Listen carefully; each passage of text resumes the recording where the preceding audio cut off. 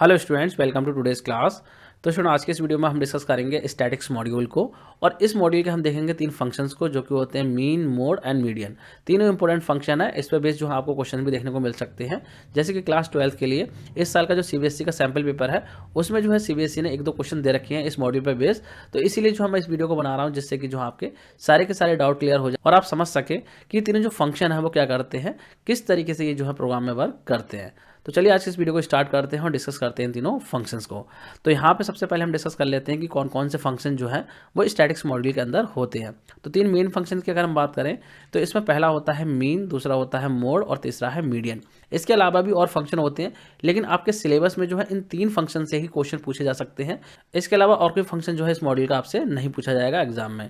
तो चलिए तीनों फंक्शन को डिस्कस कर लेते हैं। पहले बात करते हैं मीन फंक्शन की, कि मीन फंक्शन का काम क्या होता है। तो देखिए, मीन फंक्शन होता ही क्या करता है, एवरेज कैलकुलेट करता है सेट ऑफ नंबर्स का। मतलब कि कोई भी सेट ऑफ नंबर्स है, उनकी एवरेज कैलकुलेट करने के लिए मीन फंक्शन का यूज किया जाता है। अगर आप लोगों ने बेसिक स्टैटिक्स पढ़ी होगी तो वहां पे आपको पता होगा कि मीन किस तरीके से कैलकुलेट किया जाता है। तो यहाँ पे फंक्शन करता क्या है, जो भी सीरीज में वैल्यू होती है उन वैल्यूज को ऐड करके और टोटल नंबर ऑफ वैल्यूज से जो है डिवाइड कर देता है। जैसे कि यहाँ पे इस प्रोग्राम से समझते हैं। यहाँ पे सबसे पहले हमें क्या करना होगा, स्टैटिक मॉड्यूल को इंपोर्ट करना होगा। और उसके बाद में देखिए, यहाँ पे नंबर्स के नाम से एक लिस्ट है, जिसके अंदर नंबर है 1 2 3 4 5। ये 5 नंबर्स हैं। अब अगर आपको बोला जाए कि इसका मीन कैलकुलेट कीजिए, तो किस तरीके से कैलकुलेट करेंगे। तो यहाँ पे देखिए, कैलकुलेट करने के लिए मैंने क्या करा है, एक मीन रिजल्ट के नाम से वेरिएबल बना लिया है। और उसके बाद में स्टैटिक्स मॉड्यूल से मीन फंक्शन को यूज करा है और इसके अंदर डाल दिया है नंबर्स। और नंबर्स क्या है, ये लिस्ट। इस लिस्ट को यहाँ पे रख दिया है। तो यहाँ पे होगा क्या, जितने भी नंबर्स हैं इन सबका टोटल हो जाएगा। टोटल होने के बाद में कितना हो जाएगा, देखिए जो हो जाएगा आपका 15 हो जाएगा। अगर आप टोटल करेंगे इन सब नंबर्स का तो ये 15 बैठेगा। और कितने नंबर है, 5 नंबर है। तो ये 5 से डिवाइड कर देगा, कितना आएगा, ये आ जाएगा आपका 3। तो 3 कहाँ स्टोर हो जाएगा, 3 चला जाएगा आपके रिजल्ट वाले वेरिएबल के पास में। और फिर जो हमने यहाँ पे मीन को प्रिंट करा दिया, डबल कोट में प्रिंट कराया, तो ये ऐसी प्रिंट होगा। और उसके बाद में वेरिएबल की वैल्यू प्रिंट करा दी है, लिख दिया है मीन रिजल्ट। तो आंसर आपका जो है कुछ इस तरीके से लिख के आ जाएगा, लिख के आ जाएगा मीन 3। तो इस तरीके से मीन फंक्शन जो है मीन कैलकुलेट करता है। मतलब कि एक सीरीज में जो भी वैल्यूज़ हैं उनको टोटल करके, जितनी नंबर ऑफ वैल्यूज़ हैं उससे डिवाइड करके जो भी वैल्यू बनती है वो आपको ये आउटपुट में दे देता है। इसको देखिए, मैं आपको चला के भी दिखा देता हूँ। तो इसको जल्दी से मैं यहाँ से कॉपी कर लेता हूँ और चलते हैं पाइथन के आइडियली में। तो देखिए, पाइथन के आइडियल को मैंने ओपन कर लिया है। यहाँ पे जो है मैं पेस्ट कर देता हूँ उस कोड को। ये मैंने पेस्ट कर दिया, इसको सेव कर देते हैं। मैं नेम देता हूँ mean.py। सेव करते हैं और इसको जो है मैं रन करा देता हूँ। तो यहाँ पे आप लोग देख सकते हैं, लिख के आ गया है मीन 3। इसके अलावा मान लीजिए मैं यहाँ पे वैल्यूज को चेंज कर दूँ, मैं यहाँ 10 कर दूँ, इसके बाद 20 कर दूँ, तो ये क्या करेगा, इसके अकॉर्डिंगली इन वैल्यूज़ को प्लस करेगा और टोटल नंबर ऑफ वैल्यूज से डिवाइड कर देगा। देखिए यहाँ पे मैं रन करता हूँ तो आप लोग देख सकते हैं इस तरीके से जो भी वैल्यू बन रही होगी, जो भी मीन वैल्यू बन रही होगी, वो एग्जैक्टली कैलकुलेट करके ये बता देगा। तो मुझे लग रहा है आप लोग को समझ में आ गया होगा कि मीन फंक्शन का काम क्या होता है। अब बात करते हैं अगले फंक्शन की, जो कि है मोड। तो ये क्या करता है, mode is the number that appear most frequently in a set of numbers. मतलब कि एक सीरीज में जिस नंबर की रिपीटिशन ज़्यादा बार हो रही होगी वही आपका मोड नंबर हो जाता है। जैसे कि यहाँ पे एग्जाम्पल से समझते हैं इसको। तो सबसे पहले जो है आपको इंपोर्ट करना होगा स्टैटिक मॉड्यूल को। अब मान लीजिए यहाँ पे जो है नंबर्स के नाम से लिस्ट है, इस तरीके से लिस्ट दे रखी है। अब इस लिस्ट में अगर आपको फाइंड करना हो मोड, मतलब कि कौन से नंबर की रिपीटिशन सबसे ज़्यादा बार हो रही है, तो यहाँ पे हम क्या करेंगे, स्टैटिक मॉड्यूल का मोड फंक्शन यूज़ करेंगे और जो नंबर वाली लिस्ट होगी वो यहाँ डाल देंगे। और इसके बाद में ये क्या करेगा, मोड निकाल के आपको बता देगा। इसका जो रिजल्ट होगा वो आपका इस वेरिएबल के पास आ जाएगा और उसको जो हमने यहाँ पे प्रिंट कर दिया है। तो इसका मोड क्या आएगा, देखिए इसका मोड आएगा 2। आंसर में देखिए आपको 2 देखने को मिलेगा। अब देखिए थोड़ा सा कंफ्यूजिंग हो सकता है। यहाँ पे देखिए 2 जो नंबर है उसकी रिपीटेशन 2 बार हो रही है और 4 की भी रिपीटेशन 2 टाइम हो रही है। तो यहाँ पे जो है 2 क्यों लिया है, 2 इसलिए लिया है जिस नंबर की भी रिपीटेशन इसे पहले मिलेगी उसी नंबर को ये प्रिंट करेगा। जैसे कि मान लीजिए 4 जो है यहाँ पे पहले होता 2 बार, तो ये 4 प्रिंट करता। अगर मल्टीपल नंबर्स की जो रिपीटेशन हो रही है वो सेम टाइम हो रही है, तो ये पहले वाले को कंसिडर करता है। जो भी पहले रिपीटेशन मिल रही होगी उसी को ये कंसिडर करेगा। देखिए इसको जो है मैं यहाँ पे चला के भी दिखा देता हूँ आपको। जल्दी से जो है मैं इसको कॉपी कर लेता हूँ यहाँ से। ये मैंने कॉपी कर लिया है। चलते हैं आइडियली में। देखिए यहाँ पे जो है मैं पेस्ट कर देता हूँ उस कोड को। ये पेस्ट कर दिया है मैंने और जो है मैं यहाँ पे रन करके दिखाता हूँ। तो यहाँ पे देखिए 2 आ रहा है। अब अगर मान लीजिए मैं यहाँ पे कर दूँ, सपोज कि यहाँ कर देता हूँ (4), इस तरीके से ये मैंने 4 की रिपीटेशन ज़्यादा टाइम कर दी है। तो अब देखिए 4 आएगा, क्योंकि अब जो रिपीटेशन है वो 4 की ज़्यादा टाइम हो रही है। लेकिन अगर जो है मैं यहाँ पे मान लीजिए 1 की रिपीटेशन कर दूँ, 1, 1। अब देखिए 3 टाइम जो है 1 की रिपीटेशन हो रही है और 3 टाइम ही 4 की रिपीटेशन हो रही है, तो ये 1 को कंसीडर करेगा। यहाँ पे जो आंसर देखने को मिलेगा आपको वो 1 देखने को मिलेगा। आप लोग देख सकते हैं जो मोड वैल्यू आ रही है वो 1 आ रही है। तो मुझे लग रहा है आप लोग को समझ में आ रहा होगा कि मोड फंक्शन किस तरीके से काम करता है। ये जो आपको एक सीरीज में से ऐसा नंबर निकाल के देता है जिसकी रिपीटेशन सबसे ज़्यादा बार हो रही होती है। अगर 2 नंबर ऐसे हैं जिनकी repetition same number of time हो रही है तो ये पहले वाले को कंसिडर करता है। मुझे लग रहा है आप लोग को समझ में आ गया। अब बात करते हैं मीडियन की।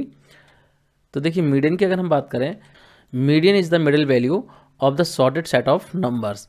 मतलब कि कोई गिवन नंबर्स की मिडिल की जो वैल्यू होती है दैट इज मीडियन। और इसके अलावा जो नंबर्स दे रखे हैं वो अगर मान लीजिए इवन एलिमेंट्स हैं तो उस केस में क्या होगा, 2 नंबर्स के बीच का जो एवरेज होगा दैट विल बी मीडियन। जैसे कि यहाँ पे जो है इसको एग्जाम्पल समझते हैं। यहाँ पे आप लोग देख सकते हैं ये जो है नंबर के नाम से लिस्ट है। अब मान लीजिए आपसे बोला जाए कि इसका जो है आप मीडियन बताइए कि मीडियन वैल्यू क्या होगी। तो मीडियन वैल्यू को कैलकुलेट करने का बहुत सिंपल सा प्रोसेस है। अगर आपके जो है ऑड नंबर्स हैं, मतलब कि यहाँ पे इस तरीके से वैल्यू दे रखी है, तो आप इजीली बता सकते हैं कि मीडियन नंबर कौन सा है। यहाँ पे देखिए आप बीच वाली वैल्यू देख लेंगे कि बीच की वैल्यू कौन सी है, तो 3 जो है यहाँ पे बीच की वैल्यू है, तो ये आपका मीडियन नंबर हो जाएगा। मतलब कि इस लिस्ट पर अगर हम मीडियन फंक्शन को लगाते हैं तो इसका जो आंसर आएगा वो आपका इस तरीके से 3 आ जाएगा। लेकिन अगर आपको इसको प्रॉपर तरीके से सही आंसर को कैलकुलेट करना है तो आपको जो है यहाँ पे फॉर्मूला लगाना होगा, जो कि आप लोगों को पता होगा। अगर आप लोगों ने मीडियन को कैलकुलेट करना सीखा होगा मैथ्स में तो आपको पता होगा क्या होता है मीडियन का मतलब। इसका मतलब होता है n+1 डिवाइड बाय 2। और n क्या है, n जो है यहाँ पे नंबर ऑफ एलिमेंट, मतलब कि कितने नंबर्स। तो यहाँ पे देखिए कितने नंबर्स हैं, 5 नंबर्स हैं, तो यहाँ पे 5 हो जाएगा। प्लस कर दो इसमें 1 तो कितना हो जाएगा, 6 हो जाएगा। और डिवाइड कर दो किससे, 2 से, तो कितना आ जाएगा, 3 आ जाएगा। तो इस तरीके से इस फॉर्मूले की हेल्प से आप कैलकुलेट करेंगे तो आपका आंसर कभी भी गलत नहीं आएगा। ये जो आपका इस तरीके से भी 3 ही आंसर आएगा, जो कि आप लोग यहाँ पे देख सकते हैं। जैसे कि मान लीजिए यहाँ पे वैल्यू होती है 6, तो 6 वैल्यू होती है, तो इसका आंसर क्या होता है, फिर हो जाता है 3.5। क्योंकि यहाँ पे देखिए 6 है, 6 में प्लस कीजिए 1 तो आपका हो जाएगा 7, और 7 को डिवाइड करेंगे 2 से तो कितना हो जाएगा, 3.5। तो इस तरीके से 3.5 जो है वो आपका आंसर आएगा। मैं इसको चला के भी दिखा देता हूँ तो आपको और ज़्यादा क्लैरिटी मिल पाएगी। इसको जो मैं यहाँ से कॉपी कर लेता हूँ, ये कॉपी हो गया है। चलते हैं आइडियली में, यहाँ पे पेस्ट कर देता हूँ। ये मैंने पेस्ट कर दिया है, सेव करते हैं और इसको मैं यहाँ पर रन कर देता हूँ। तो आप लोग देख सकते हैं यहाँ पे 3 आ रहा है। अब यहाँ पे देखिए वैल्यू चेंज करता हूँ, मैं कर देता हूँ यहाँ पे मान लीजिए 7। तो अब जो इसका आंसर आएगा वो आएगा आपका 3.5। देखिए यहाँ पे मैं रन करता हूँ तो आप लोग देख सकते हैं 3.5 आ रहा है। क्यों आ रहा है, क्योंकि यहाँ पे वैल्यू कितनी हो गई 6, और 6 पे प्लस करा हमने 1 तो 7 हो गया, और 7 को डिवाइड करेंगे 2 से तो कितना हो जाएगा, 3.5 हो जाएगा। इसी तरीके से अगर वैल्यू और बढ़ा दूँ, मैं यहाँ पे वैल्यू कर देता हूँ, एक और वैल्यू बढ़ा देता हूँ, कुछ भी दे दूँ। अब यहाँ पे हो जाएगा आंसर 4। आप लोग देख सकते हैं यहाँ पे 4 आ रहा है, क्योंकि यहाँ पे 7 वैल्यू हो चुकी है। इसमें प्लस करेंगे 1 तो हो जाएगा 8, और डिवाइड करेंगे 2 से तो आ जाएगा आपका 4। तो इस तरीके से जो आप कैलकुलेट कर सकते हैं, और अगर आप चाहें तो डायरेक्टली इस तरीके से भी कैलकुलेट कर सकते हैं। अगर आपकी ऑड वैल्यूज़ हैं, मतलब कि यहाँ पे 3 है और यहाँ पे 3 है, तो इन तीनों के बीच में कौन सी वैल्यू आ रही है, 4 आ रही है। तो इस तरीके से भी जो आंसर आएगा वो आपका 4 आएगा। और जो फॉर्मूला मैंने आपको बताया है, अगर उसकी हेल्प से करेंगे तो आपका आंसर कभी भी गलत नहीं होगा। तो मुझे लग रहा है आप लोग को समझ में आ गया होगा कि मीडियन फंक्शन किस तरीके से वर्क करता है। तो स्टैटिक मॉडल के 3 फंक्शन थे जो कि मैंने आपको बता दिए हैं। अब यहाँ पे क्वेश्चन भी दिखा देता हूँ मैं आपको कि किस तरीके से क्वेश्चन आएगा। यहाँ पे आप लोग देख सकते हैं ये सैम्पल पेपर में दिया हुआ क्वेश्चन है, तो यहाँ पे इसको डिस्कस कर लेते हैं। इसमें देखिए बोला गया है a list named student age, store age of the student of a class. मतलब कि एक लिस्ट है स्टूडेंट एज के नाम से, और उसमें जो एक क्लास के स्टूडेंट की एज स्टोर की हुई है। अब आपको बोला जा रहा है write a Python command to import required module and to display the most common age value from the given list. मतलब कि वहाँ पे लिस्ट है स्टूडेंट एज के नाम से, जिसमें कि क्लास के सारे बच्चों की एज रखी हुई है। तो आपको जो है वहाँ पे सबसे कॉमन वाली एज को बताना है कि कौन सी एज है जो बार बार वहाँ पे आ रही है। तो इस काम के लिए आपको बताना है कि भाई कौन सा फंक्शन यूज होगा और कौन सा मॉड्यूल इंपोर्ट होगा। तो इसका बहुत सिंपल सा आंसर हो जाएगा। इसके आंसर में आप लिख देंगे कि जो मॉड्यूल होगा वो स्टैटिक्स मॉड्यूल होगा, और जो फंक्शन होगा वो कौन सा हो जाएगा, मोड। वहाँ पे क्या डाल देंगे आप, स्टूडेंट एज वाली लिस्ट डाल देंगे। तो ये फंक्शन क्या करेगा, जो सबसे ज़्यादा कॉमन एज होगी उसको प्रिंट कर देगा। तो इस तरीके का क्वेश्चन था जो कि मैंने आपको एक्सप्लेन कर दिया है, और इसी टाइप का क्वेश्चन जो है वो आपको बोर्ड एग्जाम में भी देखने को मिल सकते हैं। हो सकता है यहाँ पे मीन कैलकुलेट करने के लिए बोल देता या मीडियन कैलकुलेट करने के लिए बोल देता, तो वो भी आप यहाँ पे कर देते।